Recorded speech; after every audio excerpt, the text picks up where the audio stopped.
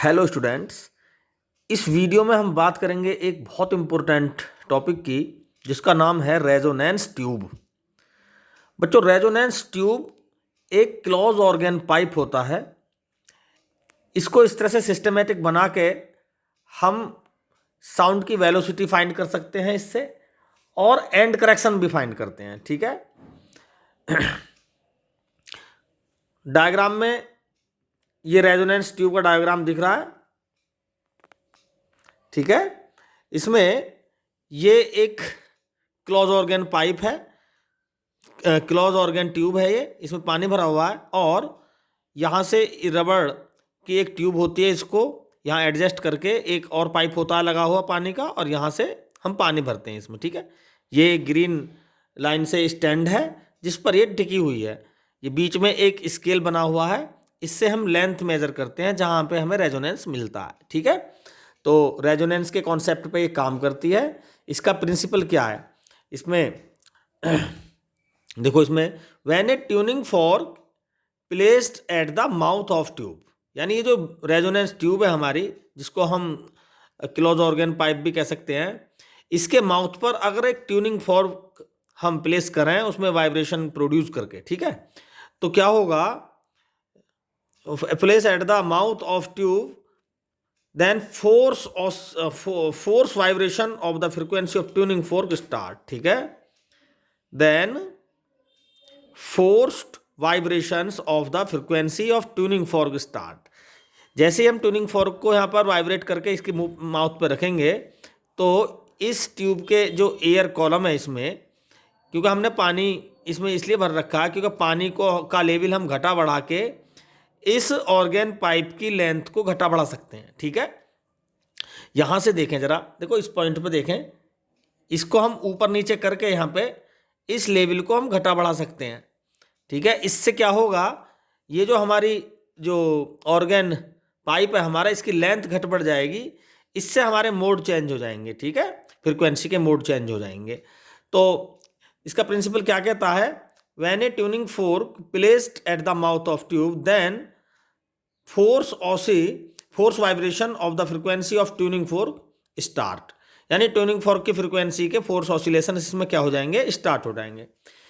By adjusting L means length, by adjusting length where both frequency become same, यानी जो air column molecule हैं वहाँ भी वो भी फ्रिक्वेंसी में होंगे, और जो फ्रिक्वेंसी हमारी ट्यूनिंग फॉर्क की भी वो भी है।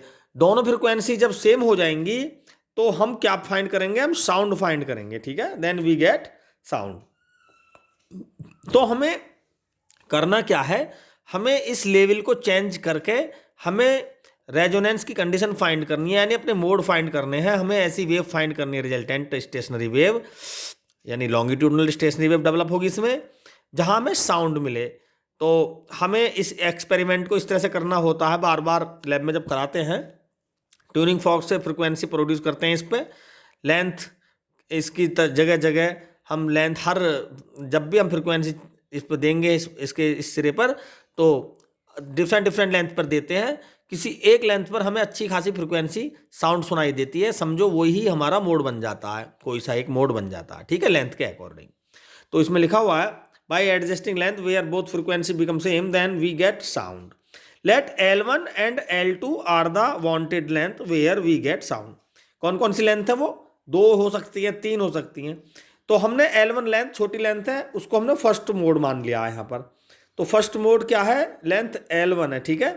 और यहाँ पर हमें फ्रिक्वेंसी सुनाई दी, साउंड सुनाई दी बहुत कम, तो हमने इसको फंडामेंटल हम मान सकते हैं। तो हमने मान लिया कि यहाँ पर बहुत सबसे फंडामेंटल कंडीशन में होगी साउंड। ठीक है, फंडामेंटल फ्रिक्वेंसी होगी, तो ये कंडीशन बनी होगी जिसमें L1 लेंथ में हमने मान लिया कि ये फंडामेंटल टोन बनी होगी इसमें। तो यहाँ पर λ/4 इसकी लेंथ हो जाएगी। तो L1 और E एंड करेक्शन लेंगे। ठीक है।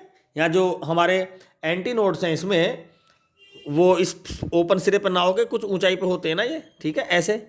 तो एंड करेक्शन के अकॉर्डिंग, तो जो हमारी लेंथ है L1 प्लस E, ये कैसा वाइब्रेशन दे रही है, λ/4 वेव लेंथ का। ठीक है। तो ये फर्स्ट कंडीशन बन गई।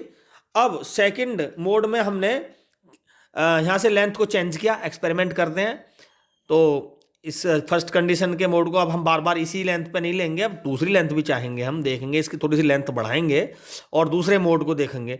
तो वो लेंथ बढ़ेगी तो हमें कुछ ऐसे एडजस्ट करना होगा जिससे लेवल डाउन जाए, ठीक है, नीचे को जाए। तो हमने मान लिया वो लेंथ यहाँ पर है, ठीक है, वो लेंथ कहाँ है, यहाँ पर है।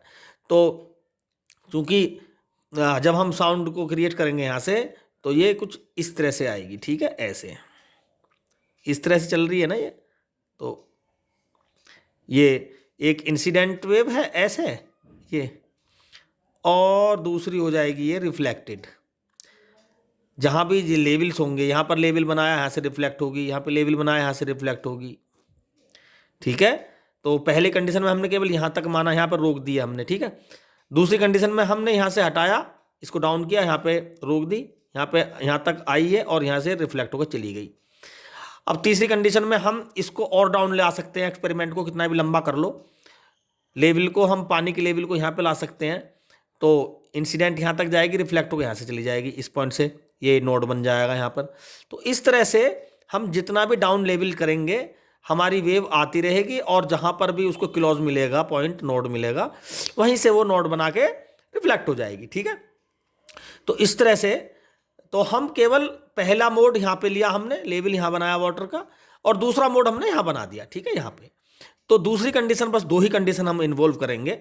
तो हमें, हालांकि हमने देखो यहाँ पर भी लेंथ ली होगी तो हमें कोई साउंड नहीं मिली, हमने थोड़ा सा और डाउन किया, हमें तब भी साउंड नहीं मिली, क्योंकि वेव की नेचर तो कुछ ऐसे है, ऐसे चलने की, क्योंकि उसको तो अपने शेप के अकॉर्डिंग यहाँ पे कट करना है, नोड यहाँ पे बनाना है।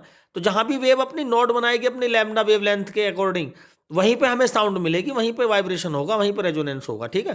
तो इस पॉइंट पर जैसे ही लेवल आ जाता है वाटर का, और हमने जैसी ट्यूनिंग फॉर्क यहाँ पे फ्रीक्वेंसी दी, तुरंत हमें साउंड समझ में आ जाती है, अच्छी खासी रेजोनेंस की साउंड हमें सुनाई देती है। तो हम समझ जाते हैं कि भाई सेकंड मोड हमारा L2 लेंथ यही है, इस लेंथ को हम इस स्केल से नाप लेते हैं और हमें पता लग जाता है कि हमारा फर्स्ट सेकंड मोड ये की लेंथ ये ही है, ठीक है। तो उसके अकॉर्डिंग सेकंड मोड की लेंथ आ गई L2 + E, और इस कंडीशन में जो वेव की लेंथ हो जाएगी 3λ/4 हो जाएगी, ठीक है। और ये फर्स्ट और सेकंड इक्वेशन बन गई, दोनों को हमने माइनस कर दिया, L2 - L1, E हो गया कैंसिल, और इसी के साथ लैम्डा निकल के आ गया 2 × L2 - N1, V बराबर होता है n λ, और यहाँ से V की वैल्यू आ जाएगी n λ 2n × L2 - L1, ठीक है। इस फॉर्मूले से हम, तो बस हमें क्या फाइंड करना है, एक तो ट्यूनिंग फॉर्म की फ्रीक्वेंसी हमें फाइंड होना चाहिए, और दोनों लेंथ हमें पता होनी चाहिए। तो हम क्या फाइंड कर लेंगे, वेलोसिटी ऑफ साउंड। और अगर हमें वेलोसिटी ऑफ साउंड मालूम है, फ्रीक्वेंसी फाइंड करना चाहें तो फ्रीक्वेंसी भी फाइंड कर सकते हैं हम इससे, ठीक है। अब हमने बताया कि भाई इससे वेलोसिटी ऑफ साउंड तो फाइंड करते ही हैं, साथ में हम इससे एंड करेक्शन भी फाइंड कर लेते हैं। तो उसके लिए हम क्या करेंगे, ये फर्स्ट इक्वेशन है ना, इसमें 3 की मल्टीप्लाई करते हैं, तो ये हो जाएगा 3L1, ये हो जाएगा 3L1 और 3E, और यहाँ हो जाएगा 3λ। तो जब हम इन दोनों को अब की बार माइनस करेंगे तो होगा क्या, ये टर्म तो आपस में कैंसिल हो जाएंगी, और यहाँ बच जाएगा 3L1 + 3E, ठीक है। तो यहाँ पर करते हैं इसको, तो माइनस करेंगे तो 3L1 + 3E - L2 और -E हो जाएगा, और ये लेफ्ट हैंड साइड 0 हो जाएगी, ठीक है। तो यहाँ से 3L1 - L2, 3E - E 2E बच गया, और ये दोनों टर्म्स दूसरी साइड ले लेंगे हम, 2E हो जाएगा L2 - 3L1, ठीक है, और E आ जाएगा L2 - 3L1/2। This is the end correction. And correction के लिए दोनों लेंथ हमें पता होनी चाहिए, बड़ी लेंथ में से छोटी लेंथ में 3 की मल्टीप्लाई करके सब्ट्रैक्ट कर दो, 2 से डिवाइड कर दो, तो ये आ जाएगा आपका एंड करेक्शन। तो रेजोनेंस ट्यूब एक क्लोज ऑर्गन पाइप है, ये एक बहुत बड़ा एक्सपेरिमेंट भी है, इसमें हम इसकी मदद से हम वेलोसिटी फाइंड कर सकते हैं साउंड की, और साथ में एंड करेक्शन फाइंड करने का ये बहुत अच्छा मेथड है। Thank you.